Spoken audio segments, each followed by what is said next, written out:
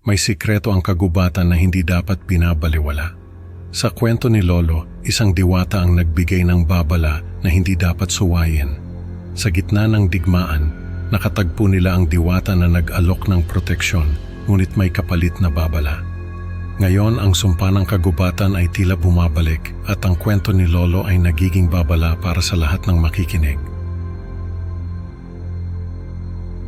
May kwento raw ang lolo ko na noon pa man ay kinatatakutan na ng mga nakakarinig. Kwento ito ng karanasan niya sa isang diwata.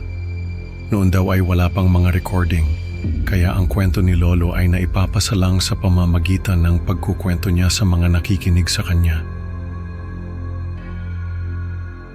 Nung magkaroon ng mga recording device, ay naisipan ni Lolo na i-record ang kwento niya. Pero hindi niya natapos ang buong kwento dahil natakot siya at naluha.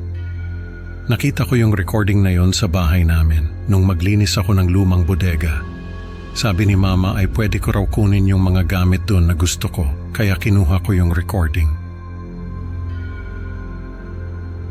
Nung mapakinggan ko ay naisip ko na baka magustuhan nyo rin marinig ang kwento ni Lolo. Medyo mahaba ito pero interesting naman. Ang sabi ni Lolo ay noong kabataan niya ay isa siyang mandirigma. Panahon ng digmaan noon at ang mga kalalakihan sa lugar nila ay kinukuha para maging sundalo. Isa si Lolo sa mga napili. Sabi ni Lolo, sa una raw ay natutuwa pa siya dahil makakapaglingkod siya sa bayan. Pero nung maranasan niya ang hirap ng digmaan, ay nagbago ang isip niya. Ilang beses daw na muntik mamatay si Lolo sa labanan. Pero ang pinakamalala ay yung napadpad sila sa isang lugar na napinsala na ng labanan. Halos wala na raw tao doon at wasak na wasak ang mga bahay. Pati yung mga puno ay naputol na. Sabi ni Lolo ay nakakalungkot daw tignan yung lugar na yon dahil parang pinasabugan ng bomba. Pero kahit ganoon ay may mga kalaban pa rin na nagtatago doon, kaya kailangan nilang maging maingat. Isang araw ay may nakita silang babae na nakaupo sa gitna ng isang clearing. Maganda raw yung babae at napakaputi. Nung lapitan nila ay hindi ito natakot o tumakbo. Nakangiti lang ito sa kanila. Nung tanungin nila kung ano ang ginagawa nito, roon ay sinabi ng babae na isa siyang diwata. Nagtawanan sila dahil hindi sila makapaniwala. Akala nila joke lang. Pero sabi ni Lolo, habang tumatagal naniwala na rin sila dahil sa kakaibang aura ng babae. Parang may kakaibang lakas na hinahatak sila para maniwala. Parang may liwanag daw na bumabalot sa babae at napakabango nito. Sabi raw ng diwata ay nalulungkot siya dahil sa pagkasira ng kagubatan. Pero naiintindihan niya dahil sa digmaan. Dahil daw doon ay nag-alok ng tulong ang diwata sa grupo nila Lolo. Binigyan sila ng proteksyon ng diwata. Basta, hindi sila ang unang mananakit sa mga kalaban. Ilang araw daw na walang nangyaring barilan sa lugar na yon. Nakakapagpahinga sila ng maayos dahil alam nilang walang kalaban na susugod sa kanila. Kapag nagugutom sila, ay may mga prutas na nahuhulog mula sa mga punong kahoy. Kapag nauuhaw naman sila ay may mga sanga na bumababa para bigyan sila ng tubig. Sabi raw ng diwata ay huling beses na niyang gagawin yon dahil sa oras na matapos ang digmaan ay babalik na sa dati ang kagubatan at mamumuhay ulit siya ng tahimik. Pinagbilinan sila ng diwata na huwag na nilang sisirain ang kagubatan dahil magagalit ito. Pagkatapos ng digmaan ay bumalik na sila Lolo sa lugar nila. Lumipas ang ilang taon at habang unti-unting bumabalik sa normal ang buhay, biglang nagkaroon ng logging operation sa lugar na yon. Pero dahil sa pera, kahit na alam nilang mali, parang napilitan silang kalimutan ang babala ng diwata.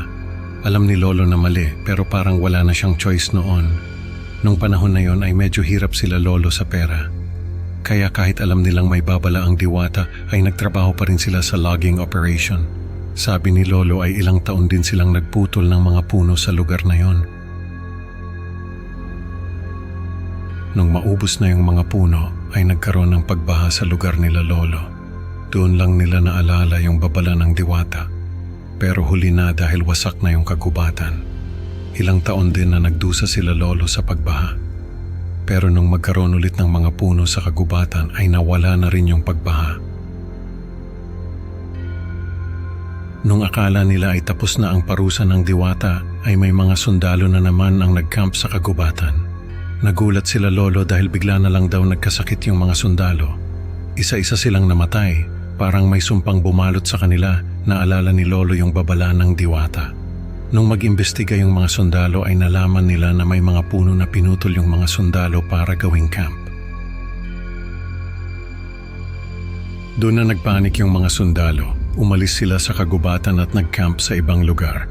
Pero kahit na lumayo na sila ay nagkasakit pa rin yung mga sundalo na nakapagputol ng mga puno. Nung malaman yun ng mga sundalo ay lalong kumalat ang takot sa kanila. Nung malaman yun ni lolo ay naalala niya yung diwata. Naalala niya yung babala nito. Doon na raw nagsimula na bangungutin si lolo. Lagi raw niyang napapanaginipan yung diwata. Sinasabi raw nito na may kasalanan siya sa nangyayari.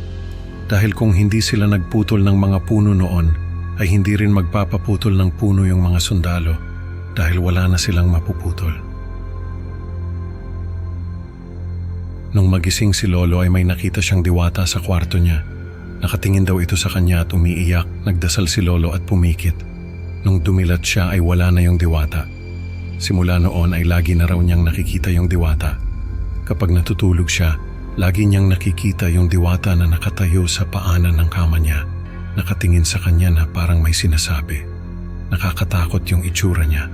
Parang laging may gustong iparating na hindi niya masabi. Kapag naglalakad siya sa labas ay makikita niya ito sa mga puno. Kapag kumakain siya ay makikita niya ito sa bintana. Lagi raw itong nakatingin sa kanya at umiiyak. Doon na nagpasya si lolo na i-record yung kwento niya. Akala niya kasi ay makakagaan sa pakiramdam niya kapag may nakarinig ng kwento niya. Pero hindi pala. Habang nagre-record si lolo ay nakita na naman niya yung diwata. Nakaupo raw ito sa tabi niya at nakikinig sa kanya. Doon na natakot si lolo at naluha. Pinatay niya yung recorder at lumabas ng bahay. Hindi na niya natapos yung kwento. Sabi ni mama ay umalis daw si lolo noon.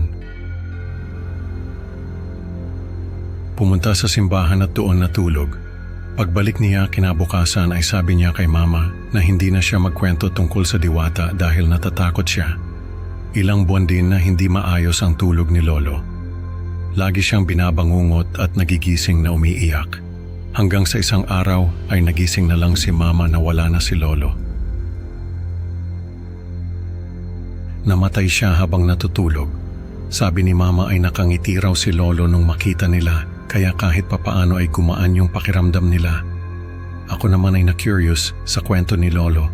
Gusto kong malaman kung sino ba yung diwata na sinasabi niya. Ano yung lugar na pinuntahan nila noon at kung ano yung logging operation na pinasukan nila.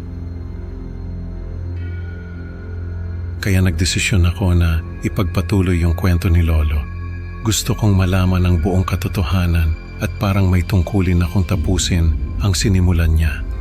Kung may mga nakakaalam sa inyo ng kwento ni lolo, ay paki-message na lang ako para malaman ko kung ano ba talaga ang nangyari noon. Nakakatakot isipin na may mga nilalang pala na nakikihalubilo sa atin. Hindi natin alam kung ano ang mga babala na ibinibigay nila sa atin. Pero ang alam natin ay kapag nilabag natin ang mga babalang yon ay siguradong mapapahamak tayo.